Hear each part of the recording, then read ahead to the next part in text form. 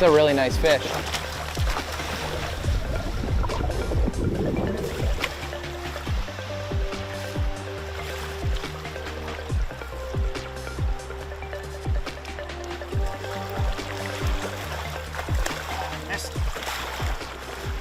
There you go. That is a nice one, baby. And that fish would round out an absolutely perfect day.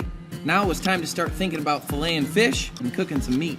Start by making a slit just behind the gill. Go down to the spine. Then you'll turn your knife and go right along the spine.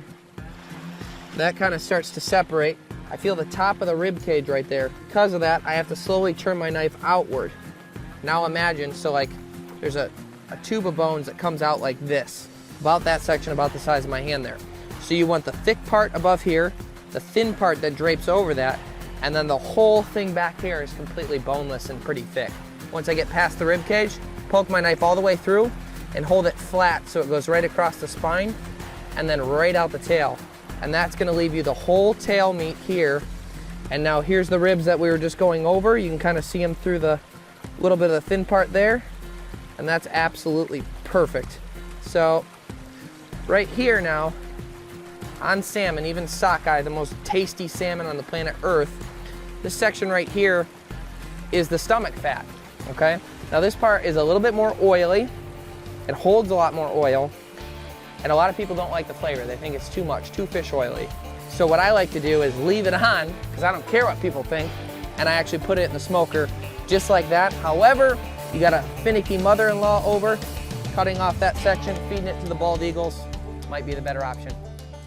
I have spent a large portion of my life familiarizing myself with the process of hunting and fishing natural, organic, pure wild game. Sharing that food with friends and family is so incredibly special when I've developed such a respectful understanding for how that animal actually lived, and I use my own 2 hands to harvest it.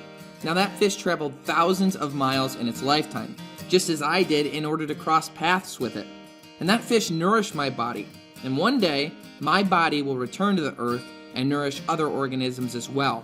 There's a Bible verse that says, "What do people gain from all their hard work under the sun? Generations come and generations go, but the earth lasts forever." All of us are really here on borrowed time. Make the best of it. Find time for loved ones, be kind, and help every single person you can. But not only that, leave the earth better than you found it. Outdoors men and women in the United States contribute over $8 million per day to conservation programs. And just like the sockeye salmon, sustained yield practices will mean a bright future for generations to come.